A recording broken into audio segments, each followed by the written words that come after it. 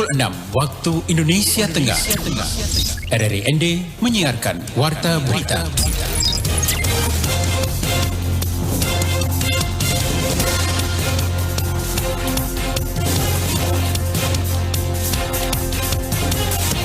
Dari Jalan Durian nomor 1 inilah Warta Berita Pagi edisi penyiaran hari Jumat 13 Mei 2022 dengan sari berita. Perhelatan Tourism Working Group G20 jadi momentum promosi Labuan Bajo ke dunia internasional. Jelang kunjungan Presiden Republik Indonesia Joko Widodo di ND, tim Sekretariat Militer lakukan survei. Bersama saya Femi Sareora, inilah berita selengkapnya.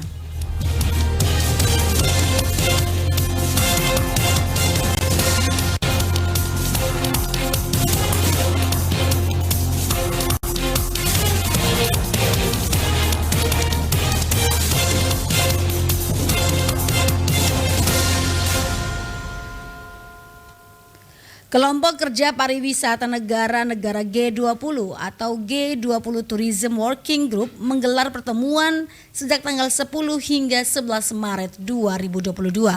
Pertemuan internasional yang membahas 5 isu penting untuk tata kelola baru pariwisata pasca pandemi memberikan dampak positif bagi Labuan Bajo sebagai tuan rumah. Selengkapnya Ferry Soo melaporkan. Apa yang tadi dibahas dan dalam G20 ini adalah menjadi koridor kita juga dalam pengembangan pariwisata Labuan Bajo ke depannya. 5 isu penting yang dibahas diantaranya human capital, inovasi, digitalisasi dan ekonomi kreatif, women and youth empowerment, climate action, biodiversity conservation, and circular economy, dan kerangka kebijakan, tata kelola dan investasi dengan fokus membuat kebijakan dan langkah-langkah pariwisata yang lebih holistik guna mendukung 4 pilar line of action. Dalam pertemuan yang berlangsung 10 hingga 11 Mei 2022 di Sudamala Resort, Labuan Bajo, Nusa Tenggara Timur itu beragam cara digunakan untuk mempromosikan produk ekonomi kreatif. Di antaranya pakaian tradisional yang dikenakan Menparekraf Sandiaga Uno berupa tenun sutra Mandar Surek Marasa yang merupakan motif tenun baru dari Sulawesi Barat. Direktur Utama Badan Pelaksana Otorita Labuan Bajo Flores, Sana Fatina, mengatakan menghadirkan produk-produk ekraf pada ajang The First Tourism Working Group 2022 ini menjadi sarana promosi efektif kepada para delegasi. Display yang ditampilkan pada ajang ini dikemas dengan menarik seperti kopi khas NTT, di mana ada 4 jenis kopi yang ditawarkan, yaitu Juria, Robusta, Arabica, Zelo, Catura. Juga terdapat hampers eksklusif produk dari 11 kabupaten Floratama. Menunjukkan bahwa Labuan Bajo sudah menjadi venue yang layak untuk penyelenggaraan event internasional. Tidak hanya G20, tentunya ke depan kita juga bisa menyelenggarakan event-event yang lainnya. Kemudian yang kedua, bahwa Labuan Bajo sebagai destinasi pariwisata berkualitas berkelanjutan kelas dunia juga disiapkan untuk menjalankan prinsip-prinsip keberlanjutan. Jadi apa yang tadi dibahas dan dalam G20 ini adalah menjadi koridor kita juga dalam pengembangan pariwisata Labuan Bajo ke depannya. Pariwisata yang lebih berkelanjutan, kemudian ramah lingkungan, kemudian ramah untuk masyarakat, menjamin kepuasan pelanggan, wisatawan dan segala macam. Sementara Kepala Dinas Pariwisata Ekonomi Kreatif dan Kebudayaan Manggarai Barat, Pius Baut, mengatakan perhelatan Tourism Working Group G20 menjadi momentum promosi Labuan Bajo kepada dunia internasional sehingga kunjungan wisatawan mancanegara semakin meningkat dan berdampak pada ekonomi masyarakat. Kita bersyukur sampai dengan saat ini sudah tumbuh berbagai UMKM, sehingga harapannya bahwa masyarakat sudah bisa menikmati keuntungan dari Labuan Bajo sebagai destinasi super prioritas. Selain hasil produk ekonomi kreatif, dalam perhelatan ini juga ditampilkan materi promosi lainnya seperti buku kopi Flores, buku dan foto-foto proses pembuatan dan penggilingan kopi, serta pemutaran video promosi pariwisata Labuan Bajo yang menggambarkan keindahan alam, keunikan budaya, serta kekuatan pariwisata berkelanjutan pada sesi Tourism Working Group ini. RRI ND, Ferry Soo melaporkan. Persiapan jelang apel Hari Lahir Pancasila 1 Juni 2022, terutama sarana prasarana terus diperbaiki oleh Pemda ND, terlebih titik-titik yang menjadi rekomendasi BPIP. Upacara kenegaraan dalam rangka memperingati Hari Lahir Pancasila 1 Juni 2022 di ND akan dipimpin oleh Presiden Indonesia Joko Widodo.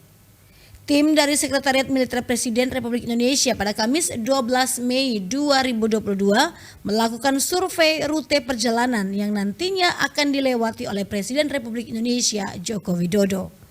Tim survei dipimpin Kepala Bagian Dukungan Pembinaan dan Pelayanan Personil TNI dan Polri, Letkol Kavaleri Joko Wibowo dan Kepala Subbagian Pemberhentian Mayor CAJ Susilawati.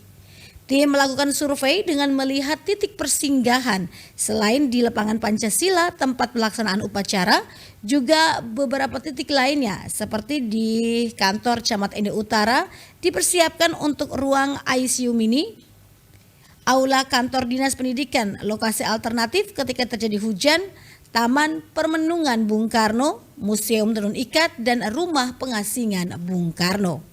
Setelah melakukan survei, tim dari Sekretariat bersama BPIP akan melakukan rapat evaluasi terkait dengan hasil survei. Saat survei nampak hadir Dandim 1602 ND, Letkol Infantri Nelson Paedomar Paung, Asisten Pemerintahan Kabupaten ND, Kaban Kesbang Polda, bersama pimpinan OPD terkait lainnya. Sebanyak 736 ekor sapi yang dikirim dari Nusa Tenggara Timur tertahan di Pelabuhan Tanjung Perak, Surabaya, Jawa Timur. Sapi ini rencananya akan dikirim ke DKI Jakarta, namun tertahan akibat adanya penyakit mulut dan kuku PMK pada hewan. Laporan Veranda Garus. Kepala Balai Karantina Hewan NTT Yulis Umbu Hunggor kepada RRI dan ND pagi Kamis kemarin mengatakan kondisi sapi dengan tujuan DKI Jakarta itu dijamin sehat karena sudah melewati beberapa pemeriksaan laboratorium bahkan telah mengantongi sertifikat karantina. Hanya saja waktu keberangkatan dan penerapan regulasi terkait PKM jatuh pada hari maupun tanggal yang sama. Jawa Timur sendiri menjadi daerah pertama di Indonesia yang ditemukan adanya PKM di sejumlah sapi di daerah itu, sehingga pemerintah daerah setempat kemudian mengeluarkan aturan penutupan keluar masuknya sapi. Pihaknya kemudian melakukan koordinasi bersama para pemerintah daerah maupun beberapa stakeholder terkait untuk menginformasikan adanya wabah PKM dan mencari solusi agar virus tersebut tidak masuk ke wilayah NTT. Upaya yang dilakukan pemerintah yakni menghentikan sementara izin ternak dan produknya. Bahkan pihaknya telah mengeluarkan surat edaran kepada beberapa dinas serta melakukan pengawasan.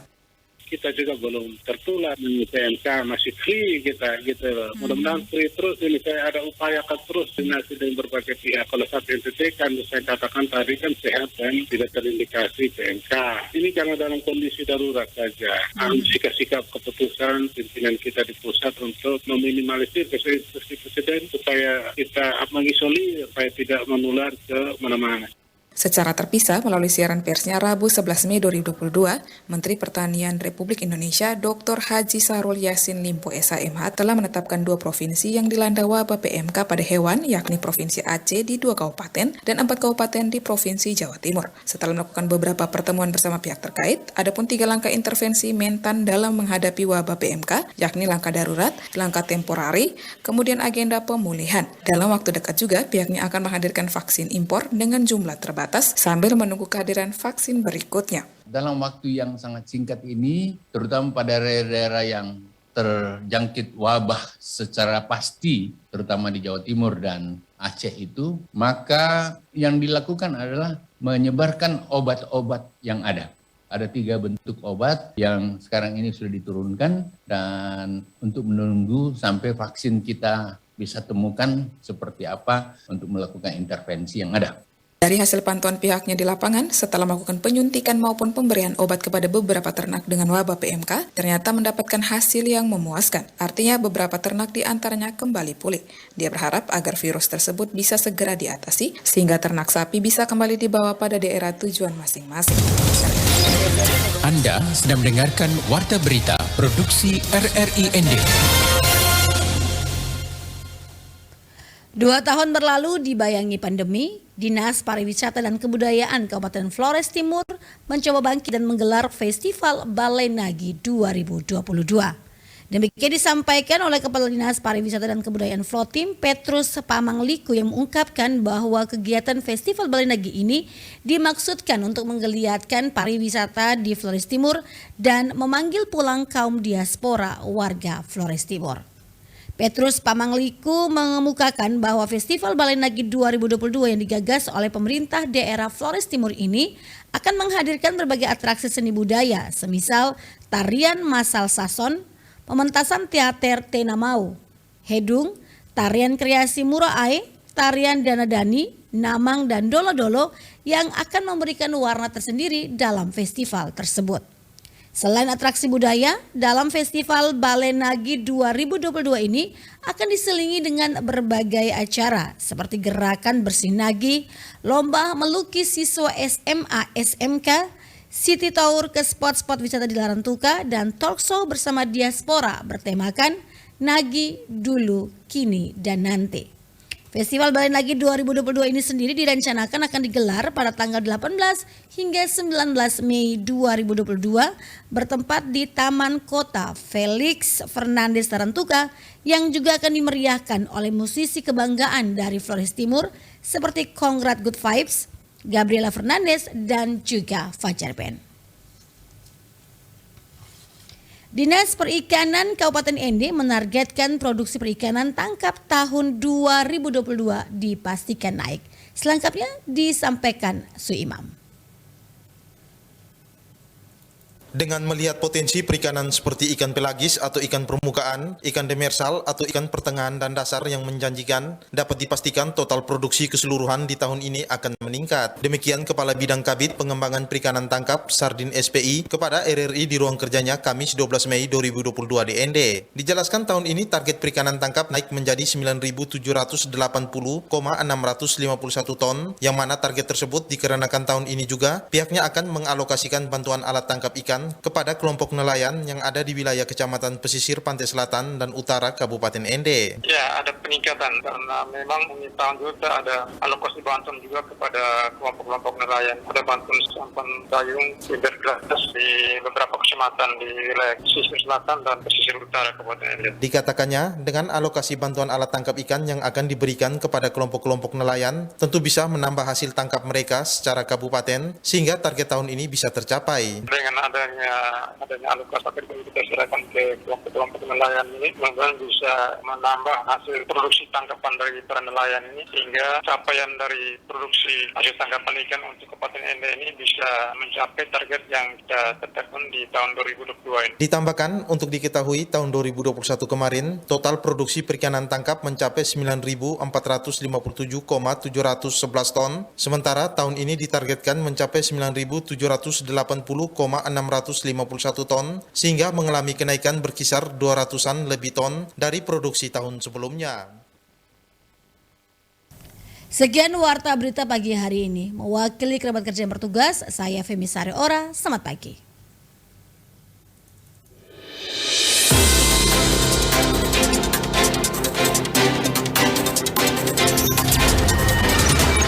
Terima kasih. Anda telah mendengarkan Warta Berita Produksi RRI Ende.